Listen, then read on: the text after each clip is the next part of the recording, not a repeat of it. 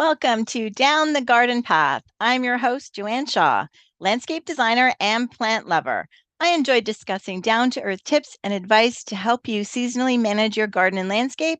And I also aim to bring you interesting and relevant topics to educate you all about the landscaping and horticultural industry.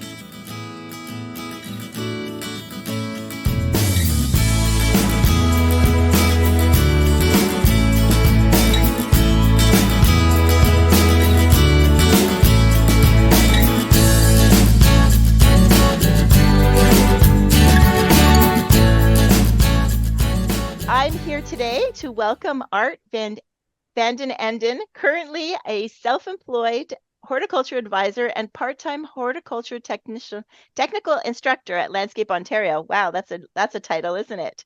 And also at Loyalist College. He also serves on the board at LO, Communities in Bloom, and Garden Centers Canada. He has a long history, and that's how we go way back. That's how I know Yeah. Art, from his long history in the garden center industry, starting with Weall Cullen and then Sheridan Nurseries until his retirement in 2022. Welcome to the show, Art. Well, thank you so much, Joanne. I'm really happy to be with you. And Oh, it's that's nice to good. see you. Nice to Yeah, see it's nice you. to see you too and to chat with you. And I also believe you didn't have it in your official bio, but you started as a landscape designer. Did you not? Well, I didn't start as a landscape Okay. designer, but so actually to even go back before I worked in the garden center, my family ran a greenhouse business. So, from when I could just pass crawling, I was in greenhouses. We grew hothouse tomatoes. Ah, And so my dad and my uncle ran a business until they sold it in around 1985. So okay. Yeah. I've been around plants, Your but whole, but yeah. interestingly for me, like where Hmm. kind of the journey started is like I'd been in the greenhouse business so much. However, I really was attracted to trees and shrubs and uh, Oh, you know, I remember going up to friends' cottages up in the Bancroft area and digging up sapling sugar maples and bringing them home and growing them on. And oh wow. so when I was 15, a Weall Cullen store had just opened up. They used to be on Highway 2 in Whitby before they moved up to Taunton. Really? Okay. And I worked at the Highway 2 location from from when I was 15 up until when they moved up to Taunton Road in 1983. So I had about 4 or 5 years down there. But I really enjoyed trees, shrubs, evergreens, and annuals as opposed to picking tomatoes Hmm. with the family. Wow, so it's definitely in your blood. Yes. Yeah, absolutely. Yes. And did any of your children follow in the industry?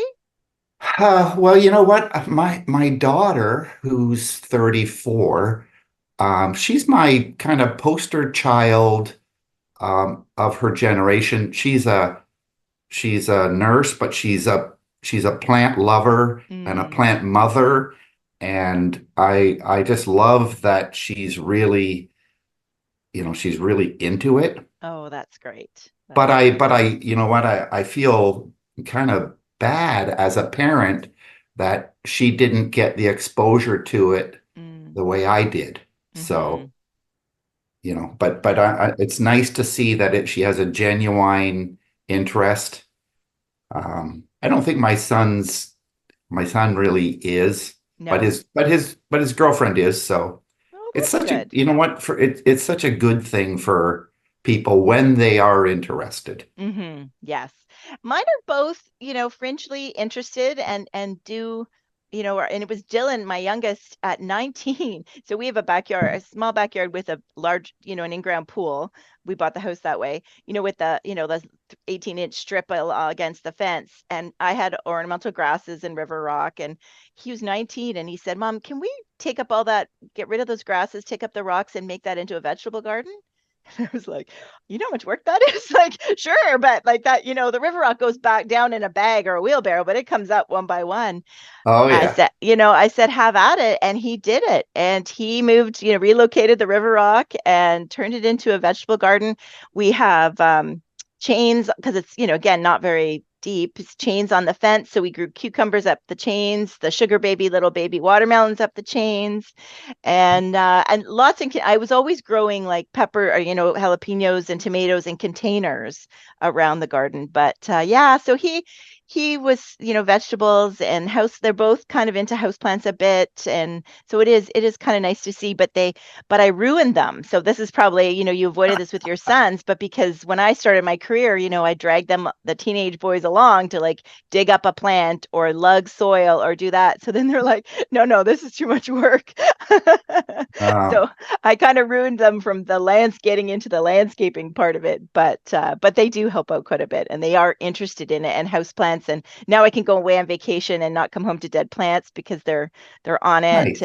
And my son's girlfriend also is, he was in charge of watering her plants when she was away. So it is nice to have that family, interested in that and realizing, what I do type of thing. So yeah. I think my impact on my kids was the opposite. So when I got home from, working in the retail world, my garden was my therapy. Mm, So I didn't, I didn't want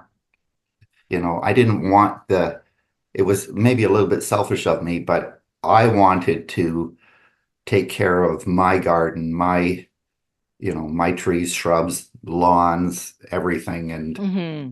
it was just a little bit of it's such an escape to Yeah. spend that precious time in your garden. So, Yeah. Yeah. but I'm glad she's on a good path, and her Yeah. her journey will grow, and it for me that's also so inspiring for the younger generation. The amount of people that are so into, you Hmm. mentioned indoor plants, but also patio gardening and touring gardens. Yeah. It's not lost on the young generation how rewarding it is, which Yeah, is I think a positive byproduct from the pandemic, right? From COVID was it made people, the only thing we could do was be outside, absolutely. so I think that's kind of a cool, positive, one of the positives that came out of it. And it has inspired a whole generation. So with your work with Landscape Ontario, you're now helping train and working Yes. with, I'm sure it's all ages though, right? Not just young people. Well, it's primarily um, folks in their, I would say in their 20s and Okay. early 30s would be the largest group. Okay. So the program, the one through LO, through the GROW program, it's an introductory course for people that are thinking about getting into the industry.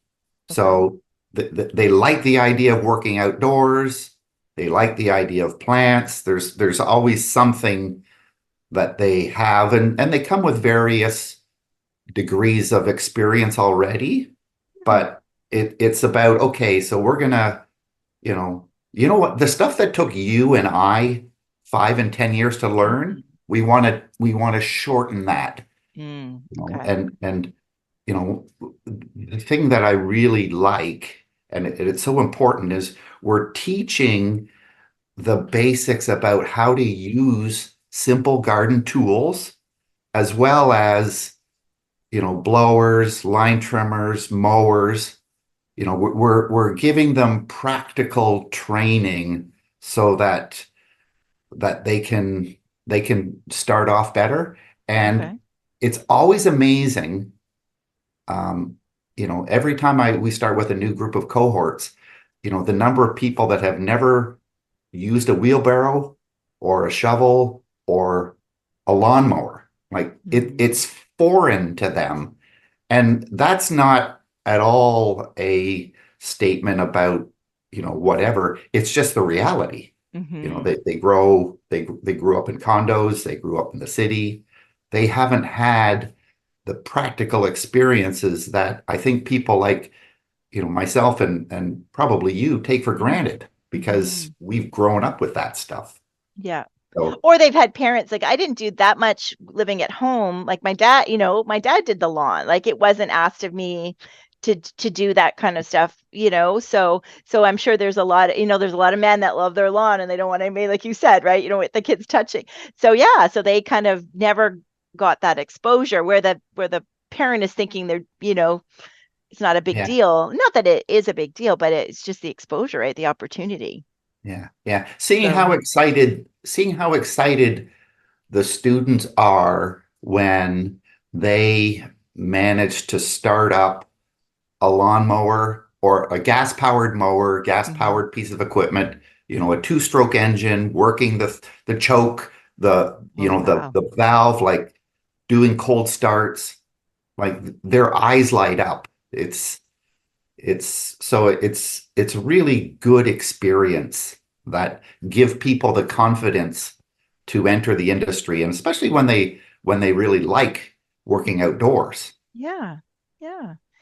And where do they go from that? Like, so that's kind of like a basic, and then do they have like what's their route in this Well, grow program, which is a really great program at Landscape Ontario. So I will yeah. have that in the show notes as well, so people Yeah, can. yeah. So when you're in the Grow program, there is a really strong team that support the cohorts. So there's the technical instructors like myself, but each program also has a team of job developers, and they help the students with resumes, and they help the students hook up with employers that are in the field of interest, Okay. but also, you know, with the proximity. So, in Toronto, transit, a lot of them are transit users, like so Hmm. they can get to work. So the job developer team is working alongside the Hort instructors, matching up all of these students with the employers, and they do a job fair on the second week of the program where a handful of the employers will come in, and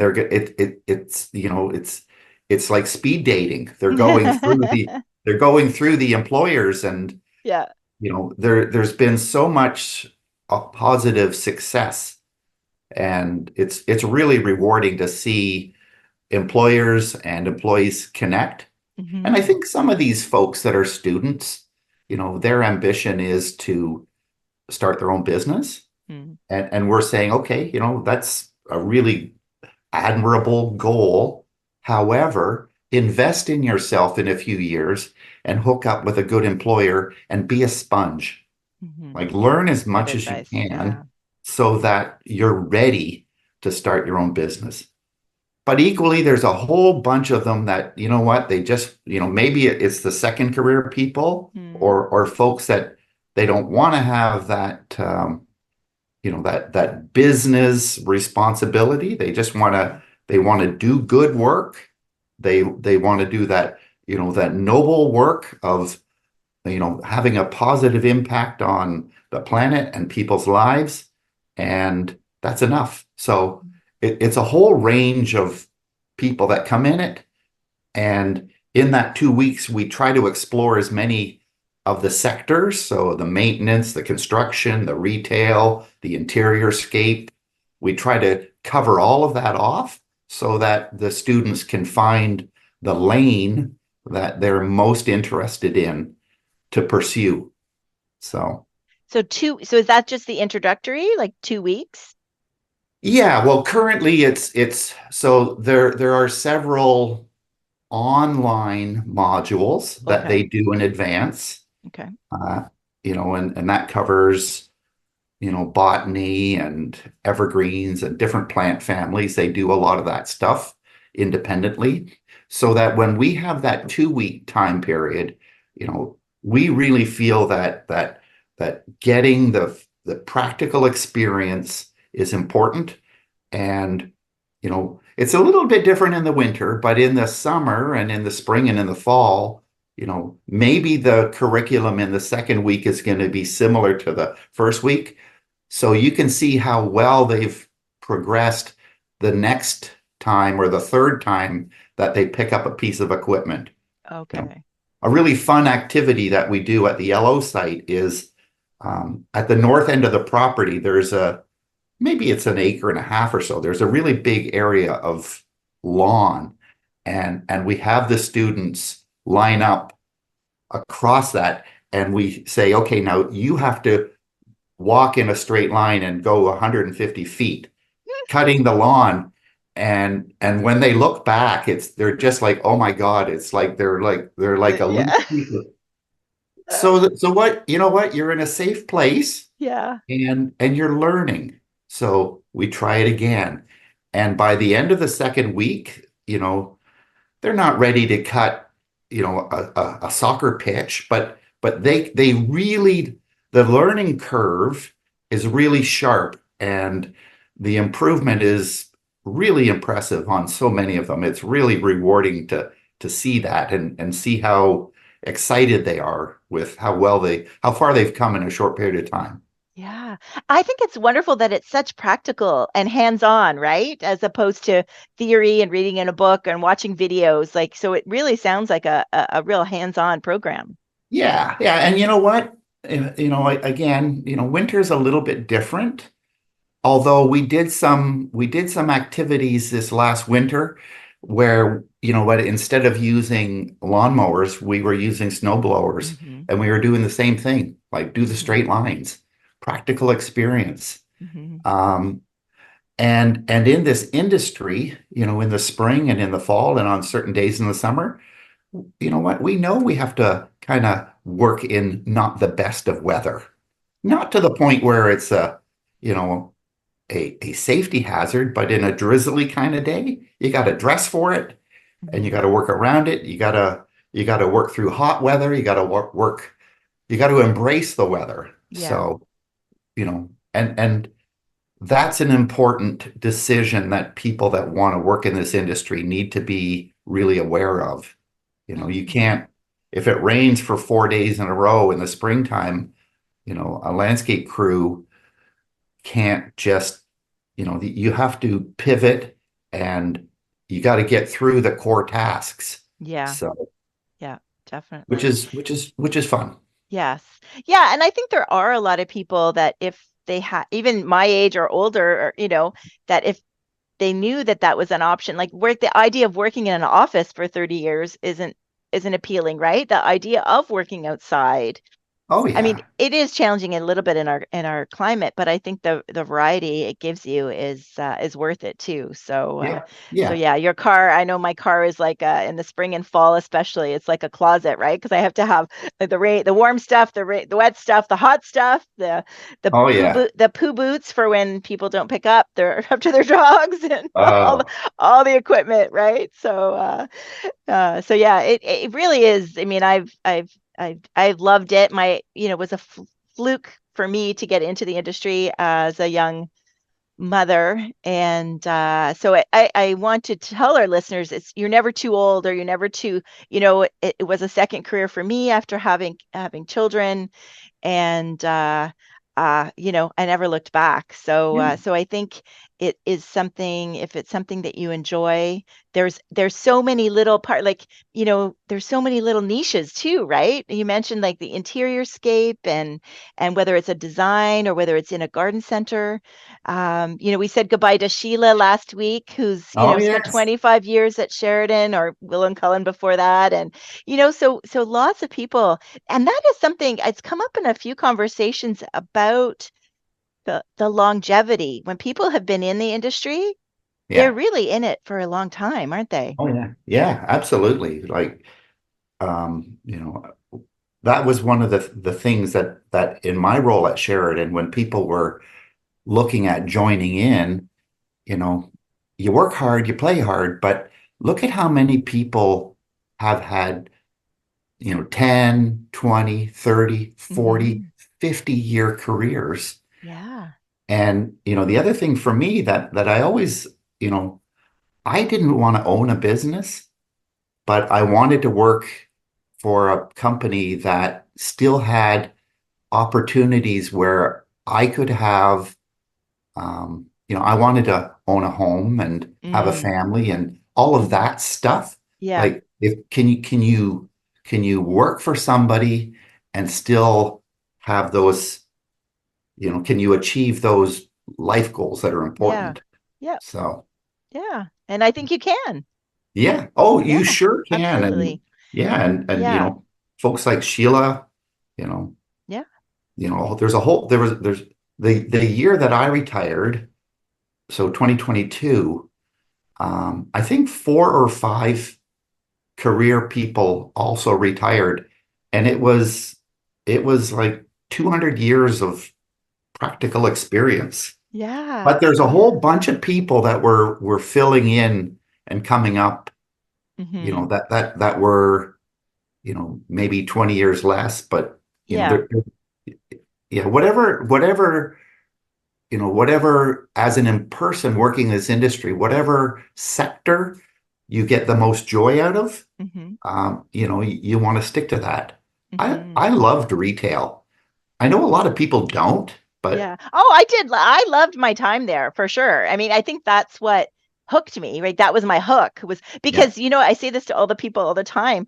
People are like, as far as retail goes, people are happy buying plants, yeah. right? Oh, They're absolutely. not so happy buying jeans or a bathing suit. Like, honestly, No, you know what it's I kind mean? of Like buying plants, people are happy. I've worked yes, at, I mean, even a flower shop, I worked at a flower shop too. They're happy, right? yeah, There's a few sad occasions when you've got the flower shop and stuff. But of course. you know, th- so it was the best type of retail, and that's what kind of got me like, okay, I want to learn more. Yeah, And when I went to Ryerson at the time, TMU now, to learn more about plants because I really fell in love with it.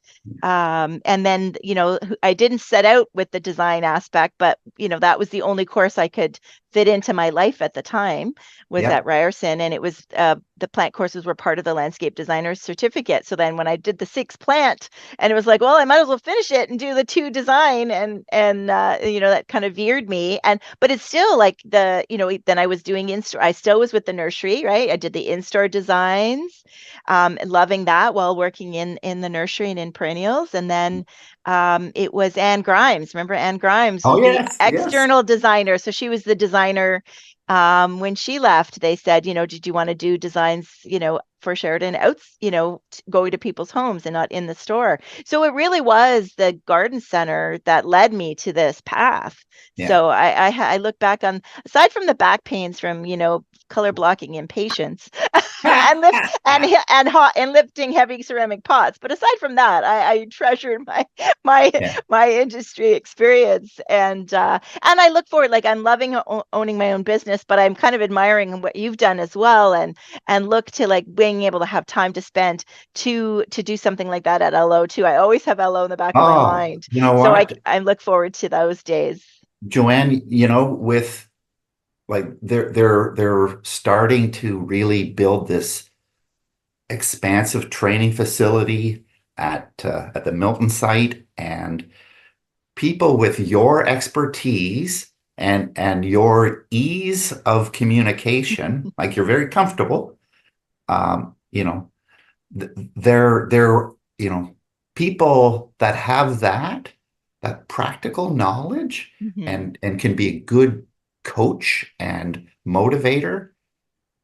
You know, I don't know. I could see doing this for a long time at the frequency that suits your lifestyle. Mm, yeah. So, Oh, that's and good. back to the garden center thing. Hmm. The one thing I just wanted to share before you move on is that for anybody that wants to get in the industry, I think working at an independent garden center is the best classroom out there Absolutely. for learning this industry because Absolutely. the four seasons and the range and the design and the repetition. It's an amazing learning environment. Absolutely. And I share that with everybody. In fact, I was at a networking group this week, and one of the girls is a soil scientist. And it's really interesting to be in this business networking group, and she's a soil scientist, like, and she's trying to figure out how does she make money and how does she, she's got, something with soil on the side. And I said, you need to go work at a nursery. And I said, and I was explaining about the hard goods. Like I said, the science, like, all that. And so I was explaining about a hard goods department. And she's like, what is that? So I had this whole discussion, this like outside the meeting on the side of the road in Port Perry. The meeting was in Port Perry. And she had no idea. So here's someone who's so passionate about the little niche thing she does in Yeah. horticulture, but doesn't know how else to kind of, fill her PhD, like, she's right in it. But so yeah, so we Yeah. had a great talk, and I said there's so many aspects that people don't realize. You can tell I'm passionate about working at garden centers, Oh, yeah. and what they have to offer, but the industry as a whole. And I think it's really exciting that you're seeing new people come to it and that you're able to give your experience with the Landscape Ontario program. So I do encourage our listeners to check that out, and I will have things in the show notes. Now, how about the Loyalist program? Is there much difference there? Like, Yeah, so the Loyalist is actually pre-apprentice. So okay, it's for people that are in the industry and have plans on going through Red Seal apprenticeship or maybe going that far down. So it's an introduction to um, some of the formal education, but also as much as you can, practical modules. mm, So, the students that go through the program, they may have already had a season or a year or two in the industry, and they want to blend the academic part with the practical part. okay, So they're that's they're awesome. starting off a little bit more advanced, Mm, but you know what? I got to spend 12 weeks with the same um, group of students and, really got to support them and hopefully inspire them and mhm. coach them. And it'll be fun to see how they progress. And Yeah. so that's at Loyalist, but it's also, I think, sponsored or supported a little bit by LO. Okay. So but yeah, that was an interesting experience, and I got to call myself a professor, which like, Ooh. ooh, pretty fancy. Yes, yes. A few weeks ago, so I shout out to all the listeners who may be parents of children that may, that it is a respectable and very achievable career opportunity, industry. And I know I was looking up Jasmine Albaran on, and it's a U.S. organization called Seed Your Future. Right. So it's a really cool organization, and she was talking about all the programs they have to educate people about the industry and all the different aspects of the industry, and from all over even though it's a US based program, she says they can see from the website that people from all over the world, log on to learn more about the different Yeah. horticultural careers that are available. So that was a really great talk. So we feel like we're piggybacking on that to kind of like preaching about our industry, which I think is a great one. Oh, So yeah. Um, I did also want to talk to you about Canada or communities in bloom. right. So how, that's been one that kind of comes in and out of things. I mean, I'm with the Pickering Garden Yeah. Club too, and it kind of comes in and out of, I don't want to say fashion, but Well, I think that's, it comes in and out of your scope for okay. sure. Mm-hmm. And growing up in Durham region. So, we've lived in the same home in Oshawa for over 30 years. And, you know, the city of Oshawa, the town of Whitby, growing up over the years, they were always involved in communities in bloom. And, then they maybe became less involved with the actual program, but they still have the same beautification focus. Mm. So communities in bloom It's a not-for-profit, and we work with small towns, medium-sized towns, large towns and cities across Canada to coach and to help them become more sustainable environmentally and Okay. also along community heritage, things like that. So Mm, it's providing feedback on initiatives, and there are evaluators and judges that come out to the communities and spend a couple days with the teams, reviewing what they're doing and making suggestions. So it's a really good program. I think that the smaller population-based communities um, really benefit from it. mm, mhm. Although a lot of the things that happen even in small towns, they're very much volunteer driven. So Yeah. they're working with like the local garden clubs, the hort Hmm. societies, and they're doing things. So it's sharing best practices. It's it's making these improvements.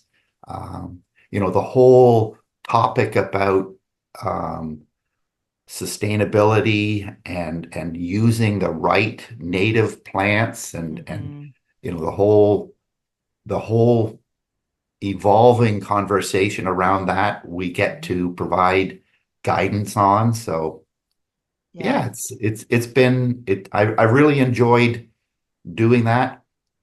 I was a judge with Communities in Bloom over 30 years ago. Oh, wow. And like when it was like almost 30 years ago, when it was a startup and it had Yes. just Yeah. started.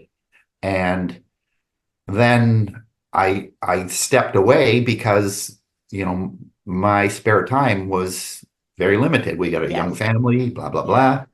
But that was another thing that I wanted to get back into because Mm, I think it's a really important program, and I think communities that are involved in it are really um, they're really appreciative, and they take their their responsibility very seriously. So mm.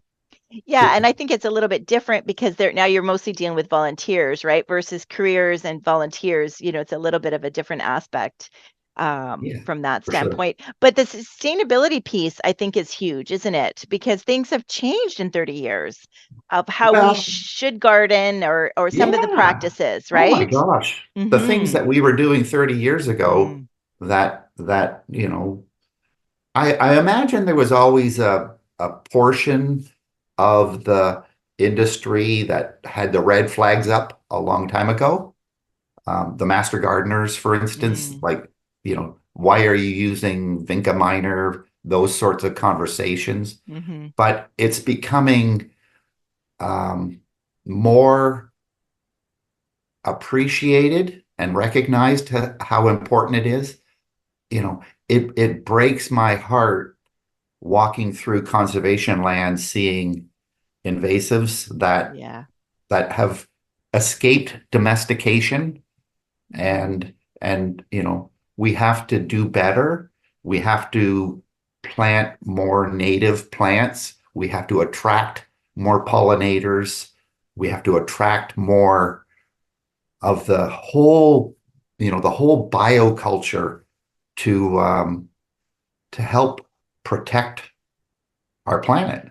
yeah. So, And you know, do you agree that, I mean, some of the invasive is climate change a bit too, because some of the plants when we started out, like when I started out, we could barely like, you know what I mean? They weren't necessary. Like I think of Japanese forest grass, for instance, yeah. right? Or no, not forest grass, Japanese blood grass.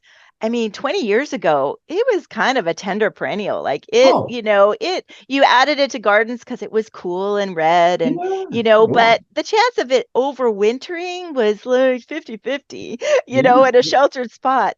And now it's not only overwintering fine, it's almost invasive. Like it really can really yeah. take over an area of a garden. It's not, I don't think it's jumping, one of the ones that I would call jumping, but and I think about that too, like with Vinca, was it that bad 30 years ago? Like it kind of stayed put, Well, but or I think it was like was it? Okay. I think that as an example was bad. Like Okay. they talk about it being a real problem even up in Sault Ste. Marie. Like so Mm, it's in the winter up there you got 18 inches or 36 inches of snow. So that stuff's not exposed to the cold as much.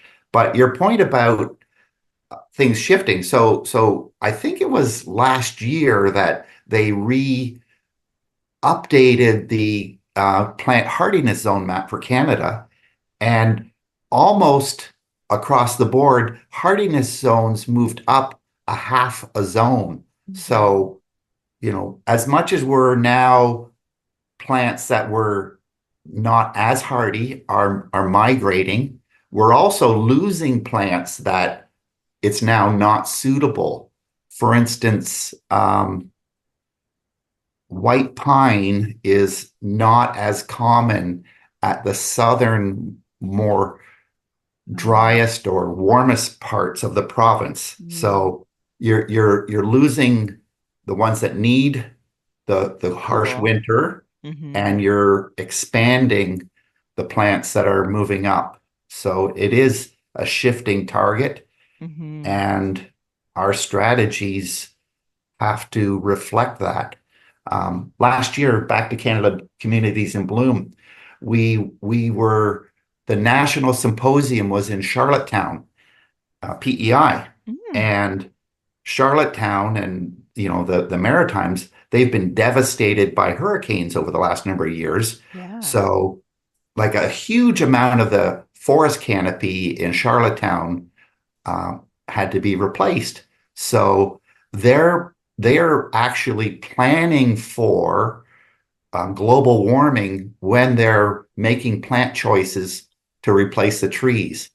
So they were looking at zones that were actually a little bit milder than where they are now to project what's going to be thriving in the Mm, future.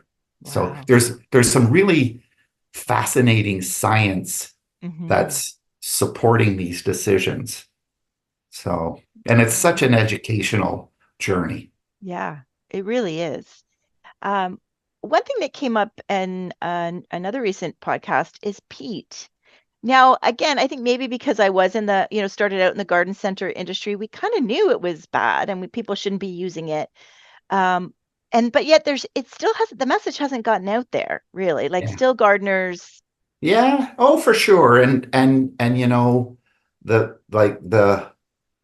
the people that have been in the industry for, decades and stuff, they're still attracted to it. But I Mhm. can tell you, Joanne, that like the first few years that I worked in a garden center, and this is back to Weall Cullen, you know, at the garden center, we would sell 2 to 3 tractor trailer loads of peat moss every single year between Mhm.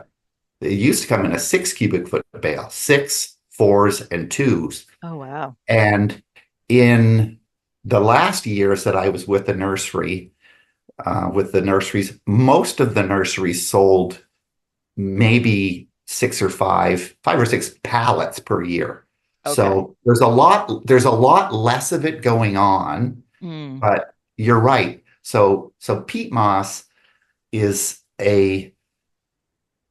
it's not accurate to call it a renewable resource because the amount of time that it takes to um, to become peat moss it's measured in 50-year increments, Yeah. and it's kind of like the forestry business, right? Like you have to handle it with care. Hmm. And you know in recent years, with container gardening and stuff, they're using a lot more um, waste product from, wood fibers and things like that. They're using core from coconuts. Mm-hmm. They're using more renewable organic materials instead of peat moss. And actually, in many cases, they're far superior to peat moss. Yeah. So, Yeah.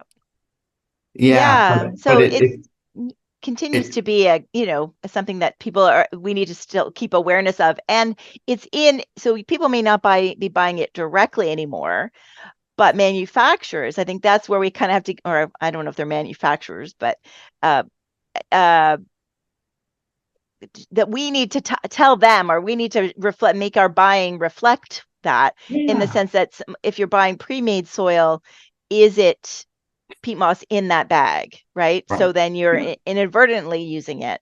So I yeah, think that's where end users or customers, once they become aware of it, can really make those decisions, yeah, on yeah, how they purchase it, right? yeah, Because yeah, it is a carbon, digging it up, yeah. and it's tricky because it is a Canadian industry too, right? For sure. Yeah, the American, peat moss is such a big export item to the US. Yeah. So it's there. However, whether we're talking about peat moss or we're talking about use of plants that, many of us know have invasive tendencies, um, we need to keep on message Hmm. about making better alternatives. And, some people are going to be quick to embrace, and some people it's going to take longer. Like Yeah. it's not a legislated, we're not a legislated industry, with the exception of the pesticide ban that happened 25 years ago. Hmm. Change has to happen progressively, and we need to make progress, but we also got to make sure we don't get frustrated and Yeah. and expect change too fast. That's Hmm. one of the things that I've kind of come to terms with, is that, I don't like invasive plants in garden centers, but in many cases, businesses have 5 and 10 year investments in their inventory. Mm. So, we need to dry up demand for these products. That's what's going to make them go away. Oh, okay. So folks like you that are, Hmm. big influencers and designers and people in garden centers and growers, we all work together to provide better suggestions, and then there's going to be less interest in these harmful invasive plants. So, but That's a good point. Yeah. we just gotta keep preaching the Hmm. right story, but we can't get frustrated. Hmm. And you know, you see, I used to be on a whole bunch of Facebook plant groups, Oh yeah, it's stressful. and oh my God, Oh, it's so stressful. right? Oh Like my gosh. the amount of shaming that happens, Oh yes. which for me is so sad for people that are new gardeners. They're Hmm. asking innocent questions Hmm. and they're getting shamed. Well, that is a shame. Like, Hmm. you know, Yeah. we have to provide good advice, but we also have to be, for the most part, we have to be patient and And supportive kind. and kind. Yes. And Yeah. yeah, it's the right thing to do, but Hmm. we have to be determined with it. Hmm. Hmm. Yeah, so I do want to get your opinion on this, because so I struggle as a designer and as someone who's going, to people's homes and planning their gardens, and most people are aware of pollinators and Yeah, native plants, you know, um, but there are a large number of native plants that are technically kind of invasive, Art, right? And they're not necessarily the low maintenance plants that my clients want, you Yeah. know? So it's a real struggle of finding, the right ones. And for a long time, I added them, pretty much every garden I designed, I had a serviceberry in it, or I had, Yeah. you know what I Yeah. mean? We had plants that the client didn't know that it was good for the, I'd say it's good for the birds and it's, that type of thing. But so I have this internal struggle, and I sit through the courses on native plants, and I look through the books, and Yeah.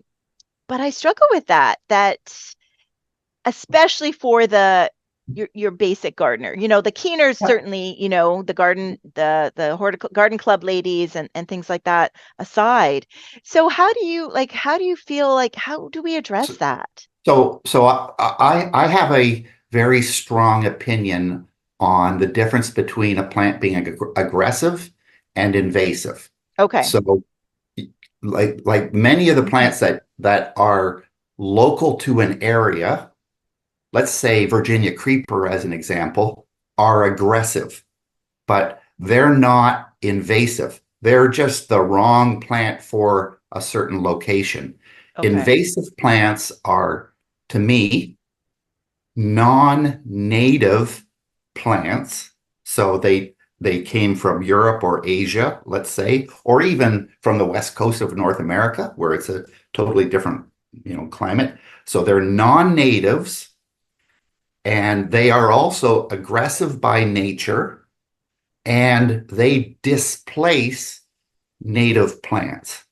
Okay. So the aggressive plants that are natives, and again, I'll just go to Virginia creeper. You know, it's a good native plant, but you have to be careful about where you use it. Hmm. And I'm also on a I'm on a journey where I want to maintain balance, and I'm trying to, on my property, get to a point where I have 70% native plants and Okay. still have room for non-natives that are non-invasive. So I'm a plant collector more than a Hmm. designer. So Hmm. if you look at my garden, it's like one of this and one of this, and like Yeah. plant collectors tend to be. But I'm at the point now where I'm only introducing native plants to get to that balance that maybe isn't enough, but 70% native, I think is a I'm almost there. I'll Okay. probably be there within 2 years. Like Okay. I have a lot of native plants, and I'm okay with what you call native Rs, so like Same. hybrids of native plants. Hmm. Like let's say an emerald cedar is a hybridized native white cedar. Hmm. I'm okay with that. Hmm. I sit in my backyard where the cedars are, and I see goldfinches taking the seeds off of my emerald cedars. So Hmm. I know they're supporting some Yeah. local birds. Hmm. So, and many of the native Rs are more compact growing, so that they're more suitable for urban areas. But Yes, that yeah, is true that, too. that that's kind of my spin Hmm. on it in a nutshell. Right, right. No, that's a very good point. And I think by me saying in native, like I'm thinking more of the seed spreaders, right? The, Yeah, um, they we were planting it, and echinacea is one in my garden where for many years I was cutting them back, and then I stopped cutting them back, and I did enjoy that the birds were absolutely. absolutely enjoying the seed, and it was lovely. But now I have a real problem with seedlings everywhere in my garden. Yeah, And, yeah, it's not the end of the world. I know they do come out and things like that. But I'm me, and that's not what my clients, yeah, necessarily standard yeah. client necessarily want to do. So that's the kind of balance of making sure you're explaining things That's the And challenge yeah, it for, really is a but challenge. And 70 is pretty admirable. I'm testing. I use my garden for me, but also I do try to test out plants, before I start, especially newer cultivars and things and yeah, nativars before I yeah, start, like bloomerang. Is it really going to bloom twice? yeah, Test yeah, out of my garden and then that type of thing. So although I'm running out of room for being able to do that, really. yeah. But But when is a garden ever done? You're going to right, take something out and absolutely. replace it. Absolutely. And last year was so I felt so I when we bought the house and I started, I had a big blue spruce at the front.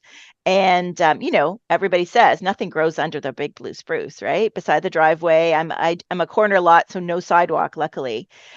So I in my creativity, wrapped the perimeter of the blue spruce with a rose glow barberry hedge that I loved, that served the purpose. That Yeah, birds loved art. The winter, you had the burgundy all summer. And then the winter when you'd hear all the birds in there, and we'd come home, my whole family would be like, well, as soon as I get out of the car, all the birds fly out of the barberry. Well, now that we know they're eating all those barberry seeds and going to the yeah, forest and planting barberry yeah, in the wild, right? And so this fall, I was leading up to it, but finally had Hilaire.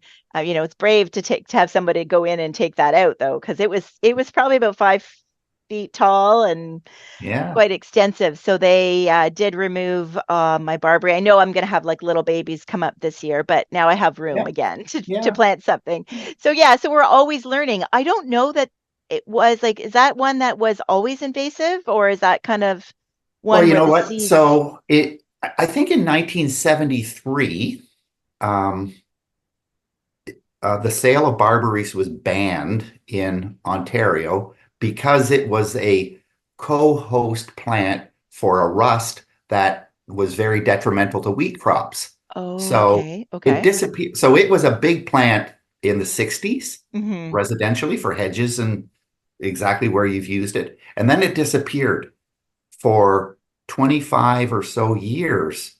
And then the industry developed newer hybrids that were not host plants for this rust. So it was introduced. So, it was banned because it was harmful to food crops, not because it was invasive. Ah, okay. But